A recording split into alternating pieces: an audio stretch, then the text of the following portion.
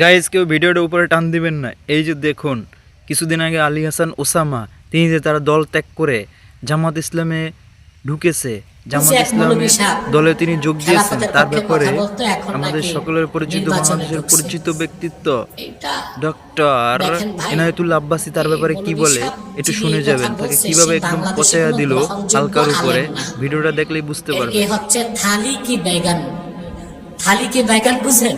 এটা উর্দুতে বলে থালার মধ্যে বাইগুন রাখলে কালা বেগুন গোল গোল থাকে না, দৌড়ায়। কথা বলেন, বেগুন কি করে? বেগুন এটা যদি একটা শ্রেণীতে রাখেন পাত্রে, এটা কি থাকবে না, দৌড়াবে? এটার উর্দুতে কয় থালি কি বাইগান। তো মৌলবী হচ্ছে থালি কি বাইগান। আজকে এর সাথে, কালকে ওর সাথে, আরেকদিন ওর সাথে, ধান্দা যাহা হ্যায় মৌলবী উহা হ্যায়। শুনছি এক মৌলবী সাহেব